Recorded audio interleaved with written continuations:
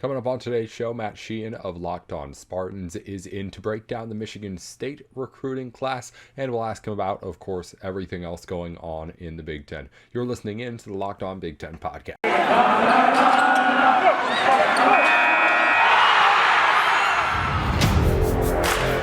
You are Locked On Big Ten, your daily podcast on the Big Ten Conference. Part of the Locked On Podcast Network. Your team every day.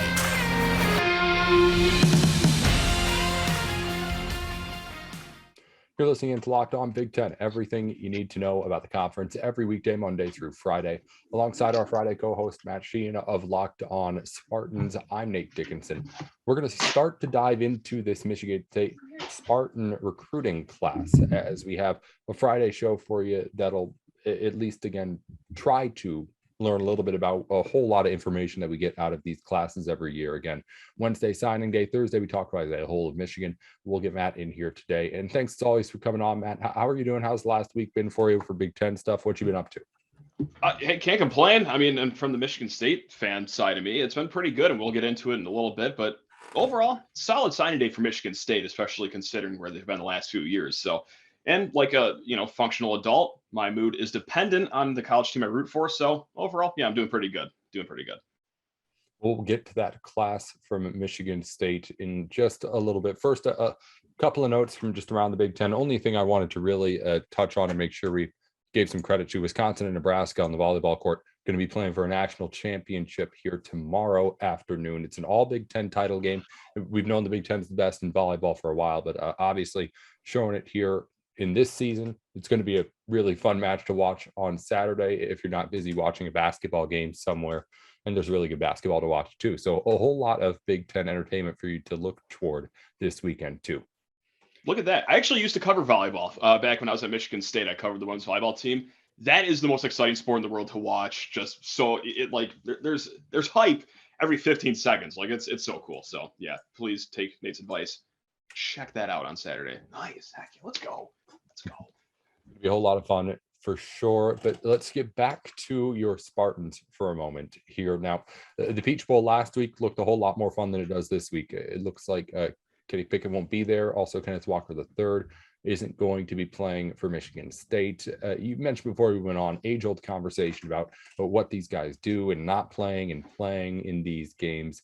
A running back deciding to get to that NFL draft as quickly as possible obviously makes sense, but Kenneth Walker just not being able to play in that game, and obviously Pickett on the other side not being there, is going to take a lot away from the fans here. I don't know what the compromise is though. Exactly. And for the outside fans, the guys that aren't Pitt fans or Michigan State fans, got a lot more fun for us because Kenneth Walker, he bows out first, and it's like, oh god, Kenny Pickett's going to throw for 800 yards against our secondary. It's going to be horrible. We're going to lose by 70 points. Just like you said, though, then Kenny Pickett bows out. So it's fun again for Michigan State fans. Like, yeah, we lose Kenneth Walker. That's a bummer. But they also lose their star, too. So now I feel like we have a chance again in this game. So that's very exciting.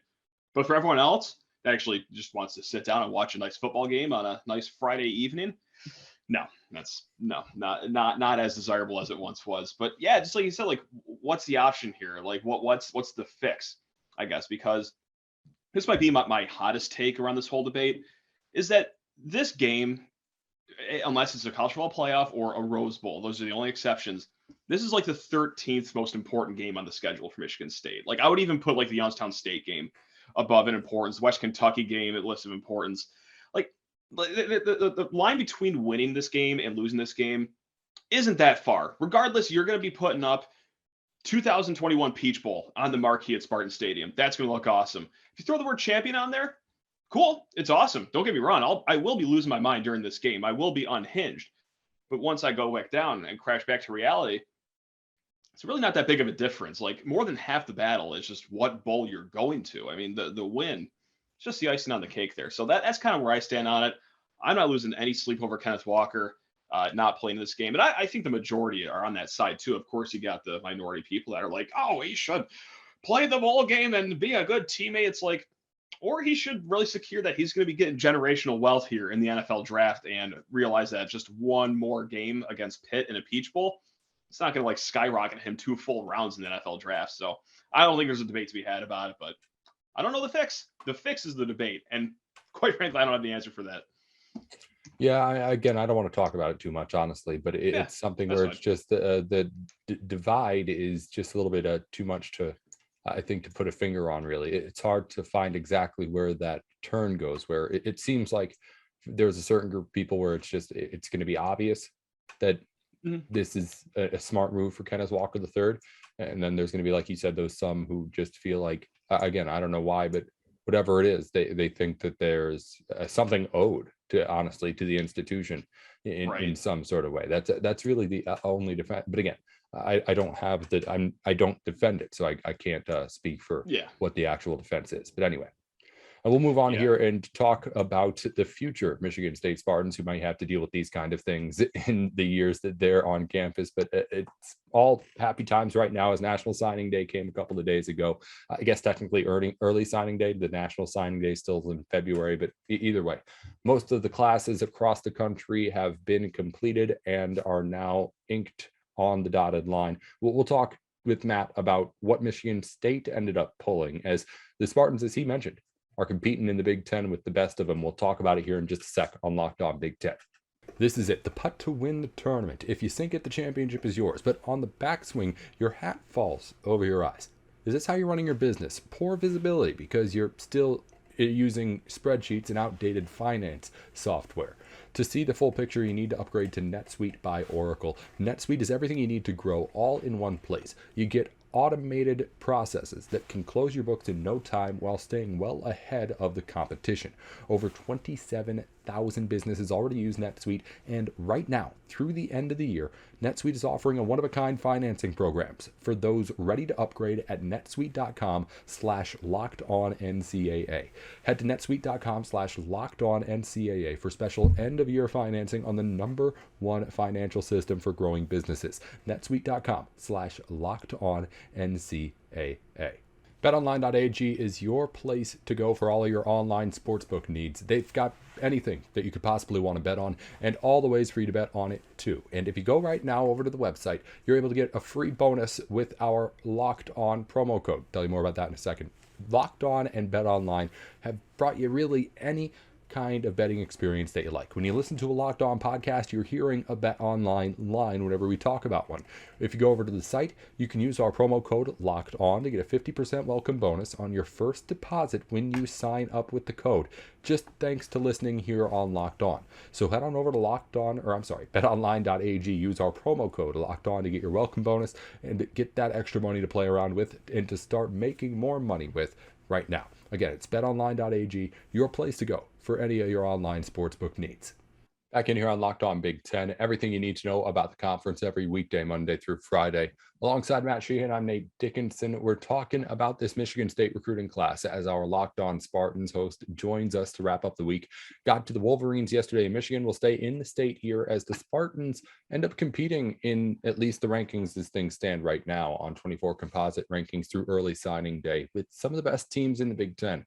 I believe I looked right now, it would be the 5th ranked class in the conference, but that still puts them, I think, solidly in the top 25 as 25, I know, but maybe even top 20 it was that they were at in those rankings. But anyway, it's a year where Michigan State, Minnesota, I didn't say Minnesota had actually a pretty terrible recruiting class as it stands right now. But anyway, Michigan State right now is, as we talked about before you went on, Matt, doing some stuff that hasn't been seen in a while. And obviously, I'll have you talk about kind of the momentum and the reasons for that. But this class is pulling in players that, again, are getting up there in ways that Spartans fans aren't used to being able to do, partly because they're used to being far and away number 2 in that state even. Oh, sure. Yeah. And it's been quite some time since we felt like this on National Signing Day. And I know they call it early National Signing Day, but that's for a different discussion.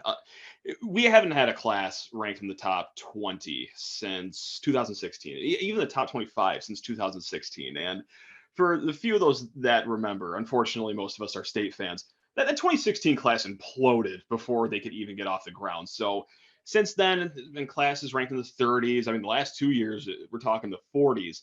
And that's no fault of Mel Tucker. Listen, he came here about 6 minutes before the season started, wasn't allowed to see kids in person with COVID protocols.